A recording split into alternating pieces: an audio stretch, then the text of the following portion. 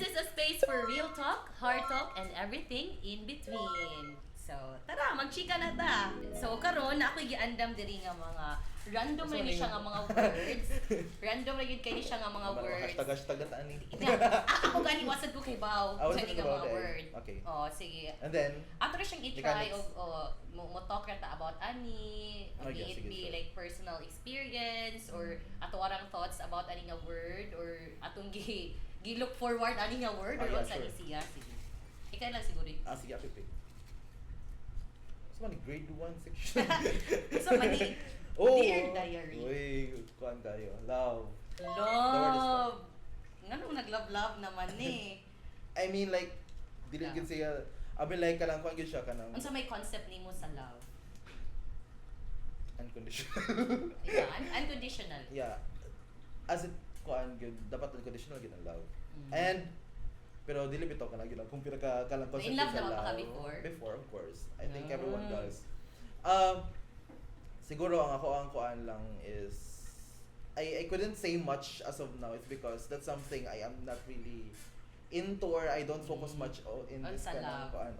Inana. So I'm So, more sige, like kumuta na lang. I'm more of like kanang focusing on my passion. Although na love sa passion ba ya? Yeah, lagi.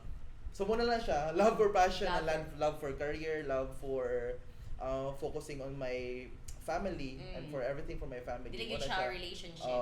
Like di gyud siya yung intimate kind of love. So, not looking pa. Yeah, dili sa wala sa kuan. Sige, kumuta na lang. Gisian. Wala na jud ko kalagot sa love kay na sige jud ka nang bitaw love ito, di ko na. Gisian na lang siguro na. Okay, next word. Hoy, imo ha, imo ha. Ay, next word na. Next word na. Next ta. word na. Ah. Career. Hala, nagsunod man gyud. Alam, June 1 mo ba ni? Mo na. This is it. Hala, thank you, June. I-claim na na. Yeah, what a way to Claiming. welcome my June. Yes. Career, mo June ni siya top of my list nga akong gina-focusan karon is Yes. really my career because of course I really wanted to give back to my family June. Mo gina sa akong gi-focusan karon. Murag gone are the days nga kanang sige pa ko kanang explore more on like for example sa akong personal self inana and then of what are the things that I can do inana so murag for now ganahan sa gid ko nga mag-focus sa akong career ganahan sa gid ko mag-build sa akong empire but for the most part I really wanted to give back I really wanted to help my my family jud mo jud na siya akong pinaka top priority as of now. Hashtag adulthood. Yeah. Hashtag business. Hashtag business. adulting. Murag mao na gyud siguro na sa Oo. sa mga dili man ingon ta ka batch pero sa mga ni-graduate na like year ago, 2 years ago, murag busy na gyud ang mga tawo ron nga stable nga career, stable nga job, murag stability na lang gyud ato ang ginaapas karon aside from giving back sa atong parents. Kay lisod naman sa good kayo ron ang panahon. Dili na sad pwede nga di ta mo work. Yeah, tinuod sa jud. And of course, that's just for me ha. That's just my Mm. own perspective and own kanang personal decision po to really look for my kanang building my career because of course, just a case to case basis because others might say nga ganan sa sila o i-focus pursue pa on sila. sa ilang personal kuan jud dinana kay that could add up to the pressure masad good. Pero mo na siya nga akong advice lang po is don't pressure yourself. Yes. Mo sa na siya. But pressure is normal. Okay. Ano siya. Walay specific nga timeline. So, Yeah. Wala. I believe in that also. Sige, next word. Hello, uy, dapat exciting sad, uy.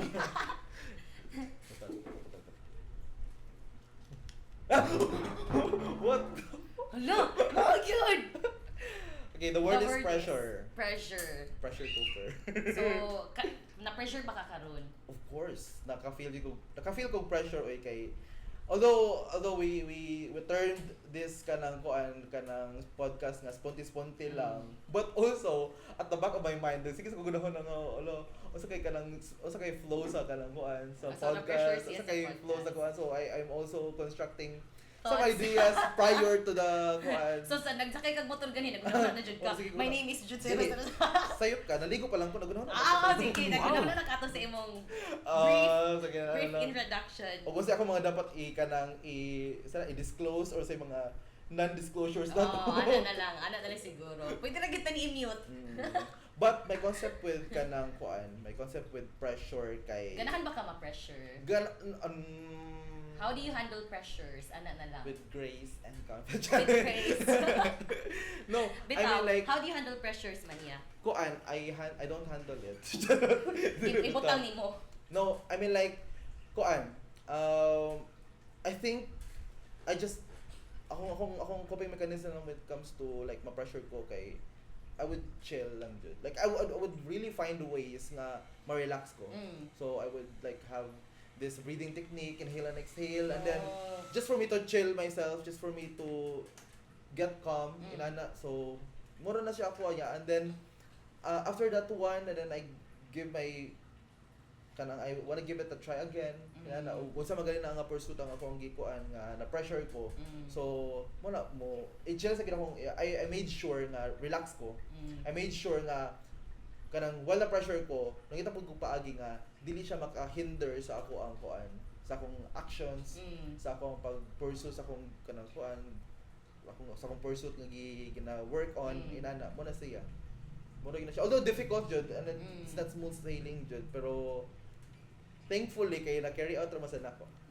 Pero ako ganahan sad ba ako sa feeling nga ma-pressure ko. Kay feeling nako if ma-pressure ko, there's something big coming na nakoy i-look forward nga murag okay kanang dako ni siya nga opportunity or dako ni siya nga dako ni siya nga dapat na kong buhaton if ma-surpass ko ni dako sad ang reward. So ingana. The same thing with being nervous, di ba link man gyud na ang nervousness at ang pressure, no? So muna siya every time also I conduct my kanang Q&A training session with the girls. I always tell them nga kanang pressure or like nervousness is really normal jud. Muna siya nga I also tell them nga kanang if dili mo maka-feel of pressure or di mo maka-feel of kanang kakulba, that's something that you really have to be scared of. No? Dapat makulbaan mo, dili mo makulbaan. Kana gyud. Dapat makulbaan ka nga, wa ka nakulbaan. Wa ka nakulbaan. Kay normal man siya nga feeling nga naa ka sa situation, kulba gyud.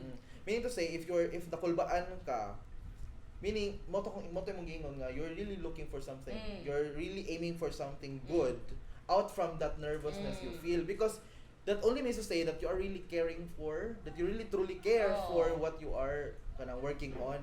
Meron mo na nakulbaan ka. It's because dili ka ganahan or mahadlok ka mo fail. That's the concept there, no? Mahadlok ka mo fail, that's why nakulbaan ka because you truly care for what you are really working on. So depende na lang gyud on sa mo pag-handle ang pressure. Kay di mo gyud kalikayan na pressure. Even gani ang gold, di ba? Mo go through siya sa pressure para lang gyud ma-refine siya, manindot siya. So ayaw mo kahadlok pa pressure. That depends on the person na lang gyud. Ang key term na lang gyud kay manageability, on how you manage your pressure, manage the expectations anchored in you. Inana mo na lang gyud na imo ha. Maso pag-manage nimo. Yes. Next word we the next have word is forgiveness, guys. Ooh, do you guys forgive? Forgiveness. Or just forget but don't forgive? Dili gyud, mobalos gyud. Mobalos gyud. Mobalos gyud uy. Sige, so unsa man imong thoughts about forgiveness or forgiving a person? I would say that forgiveness is, or forgiving, no, is really a huge word. Yeah. Why do I consider it as a huge word? It's because it's not easy. No, it's not easy to forgive. I think that's really relatable, especially, but that depends on the kanang kanha, that depends on the case or the scenario. To the sa tao nga kanang dapat ba nimo forgive or dili. But I think this is something good that we are asked to do, no? To really forgive. No? Even if it's hard. Yeah, even if it's hard, but forgiving is not a one sitting decision. No, it doesn't happen overnight. You know, Jud. It takes time, Jud. So it may be hard, but at least it is possible. At least you know in your heart that it is possible. That at the end of the day, regardless or despite the heaviness of your heart that you carried through, no, along your way, along your kanang kuan, your struggles, di ba? Along sa imuhang pag kanang kuan, pag deal sa challenge, no, kung usa man ako ba siyang pasayloon or dili kay naka-harm siya sa ako and most especially if that person or other person harm already the people that you love. So it really depends on the situation, and that's a case to case basis from one person to another. So I would say again nga this may be difficult, no? Lisod mang gani ang mo pasaylo, pero at least possible gyud siya. Oo, And kaayo. hopefully we can all find a light in our heart to always forgive. Mao gyud na siya. Ikaw yan, naabay someone nga, murag galisto jud kag forgive, pero Mm. along the way or sa mga happenings, events, like sa years po, kay ngon magyud silang mo take like yung time. Ah. Na forgive ra ba yun ni more kanang requirement ba nga imo yung isay na forgive na tika or no need na ka maingon nga I forgive you. You know what's one interesting fact about myself kay whenever somebody did something to me, but again that depends on the case, that depends on the things or the certain thing ginabuhatan ng tao na sa ako kay kanang I would easily forgive that person at the moment. Like there were really a lot of instances where one person did something to me and it was bad, no, even if that person harmed me kay mga anang adlaw or pila ka adlaw kay mulabay ra mawagta na sa kunahuna, and then murag it wasn't something nga kanang na forgive na ko siya, but I forgot what that person did to me. But murag makaingon ko ba nga okay wala na lang sa ako asad, murag ginana bitaw mas samot na nga kanang for example inana nga kanang naka-harm siya sa kuha or nakahimo siya bati sa kuha, and then kana tawhan na makakita ko nga kanang for example nag-struggle siya or like luoy ka siya tan-awon maluoy ko niya balik Gagi. inana I don't know, maybe I ka. consider myself as an empath from that kanang kuan inana empath gyud nya murag inana ba murag maglagot sa ko sa kung gagalingon at some point nga ngano makapasaylo ko dayon sa tao nga nakabuhat og bati sa ako inana bitaw maglagot ko sa kung una ba ngano man nani ko nana so wala na lang ko nag-question pod up until lang sa akong kanang kuan nana nga dali ko magkapasaylo Lagi. It's so hard man yun to forgive, pero ingon lagi sila when you forgive someone kuno it actually kanang mas naa siya benefit nimo dili sa someone yung imong gi-forgive. It does more to you ba kung mag-forgive ka amo sad o kaysa sa ubang tao. So I know it's hard to forgive. Bisan ako na sa mga people or mga person nga murag lisod jud kung murag gid imong i-weight ang ilahang nabuhat nimo depende sa ka-heavy ba. So it takes time ra gyud. Peace of mind sad Nga mo forgive ra gyud for your own kuan kanang peace of mind. Ikaw ra gyud ang maka-benefit nga wala kay ginahuna sa imong heart, sa imong mind. Wa kay gi-carry ba. true yung mabawas sa ginagmay Oh, mo balas jud ka oy. Mo post jud ka. Dili. Paano mo gawon jud sa Facebook. Okay, one more. Pero I think mo sa kay basi makaingon sila ba nga basi kuan chika sa kay mo mga forgive Bisa mo na sila nga ka hypocrite ana nila oy. guys, there were really times jud nga personally ning bawsad ko. Personally ning vent out ko. Human as we are, diba? ana man yun. Tendencies nga dili man sad yun na pwede nga di ta mo bawas. Grabe. Dili ay bitaw kanang karon nato maka-realize no nga mas nindot na lang di ay nga okay, silent na lang kaysa mo kuan ka, kaysa mo bawas pa ka, nga na gani. Pero basin mag-think sila ha nga dapat gud ka mo bawas or mo seek revenge ka. Kasi manatog ka lang influence sa ilaha ba bawas gid mo guys. Pero depende gyud na ninyo kung unsa inyong concept sa forgiving, unsa way ninyo mga maka-forgive mo og someone. Depende gyud na ninyo kay lahi man ta og healing process, lahi man ta og pag pick up sa atong kaugalingon gikan ana nga storm. So kamo ra jud we want the viewers to acknowledge the fact that there are really nadyo na yung mga human tendencies ba nga kanang mga reflexes ato ang kuan ba nga kanang if we want to vent out, if we kanang kuan ganahan ta mo kuan mo vent out ta no say for example through social media, although kanang manageability lang pod gyud ang key term gyud from that nga dili lang pod manubra pod, dili lang pod ta mo kanang go over the backboard mo kuan ta mo kuan pa asan mo lapas ta sa mga boundaries mga nana pod kay that's also making us know any different with the person where kanang having a conflict with. Mao gani. So ana siya ba. Okay, next one more from from our magic cup. From our magic cup. Hello! Ang saka na niya sa open. Oh, pageantry. Pageantry. Okay, pageantry. Pageantry. You want to change or kana na lang? Or mukha ko gusan, then let's talk both. Sige. Purpose. Wow. Lakas sa advocacy. Purpose. Wala man. Ato na siguro ko. All-purpose cream. All-purpose cream. Ana na lang I siguro. wanna start off with pageantry. Moto siya nga kanaw. I really found the love for pageantry for quite a long time now. Muna siya. So Ako sad. And Naman yun. of course, anchored with my love for pageantry is of course its purpose. Oh, timing ka ayun no. Like Muna siya guys. Ana yun Inana siya. sa kanya dapat i-connect din. Oh. Charing. Nag-connect yun siya. Dapat manggod of course when you find an interest with something, you need to question yourself. You need to ask yourself na asa may reason behind.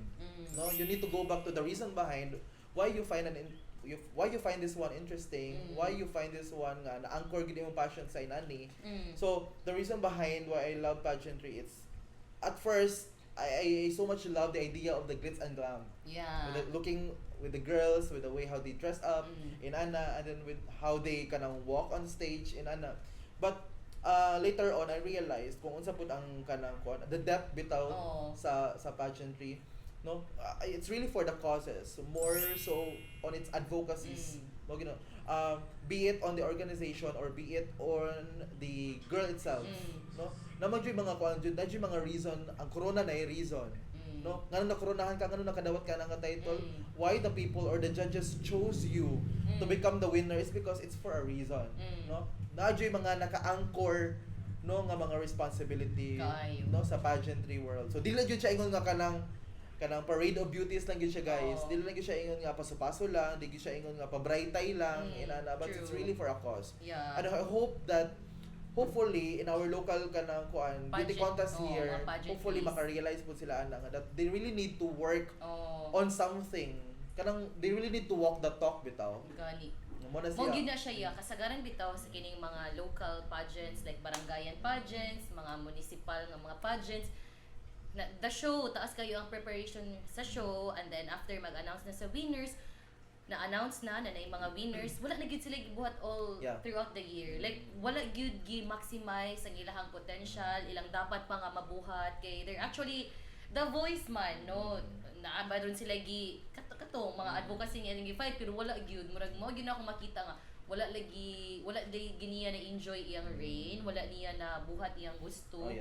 Nga na ba murag. And also just to give an information to the viewers, this isn't bashing but this is pure constructive criticism ba, just for the organizations here doing local pageantry ba, local pageants na to really work on the purpose jud. Ngano nangita man mo queens unsa may dapat nilang mabuhat or unsay angay nilang buhaton di ay. Because if we if we are looking after for entertainment, then we can have a lot of entertainment. Other platform for entertainment. True. But since we are involving girls here, no, and we are working on women empowerment, so apart from that one, what else could we do, no, to maximize the purpose of the pageant? Mo gyud na siya.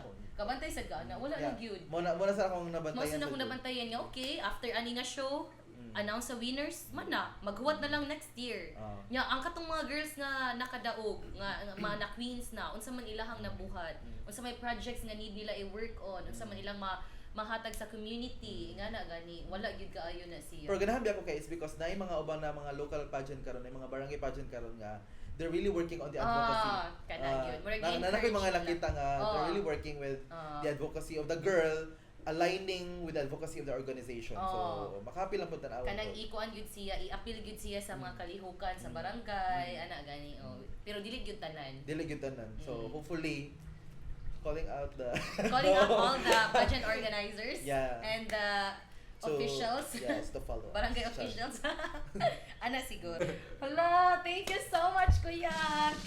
Kay ba mo daghan pa kaayo mi ganhan isi sa among mga huna-huna, pero dili gyud siya ma-fit sa usa lang ka videohan. So I really hope nga napagid me next time.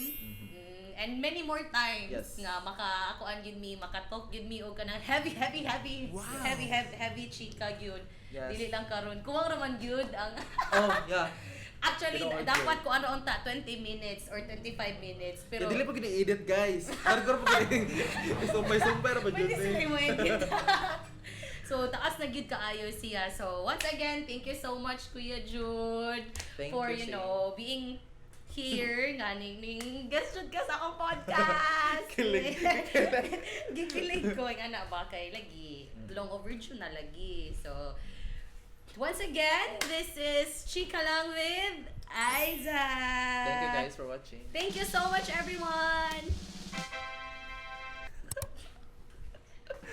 Hapit di mo naka 1 hour.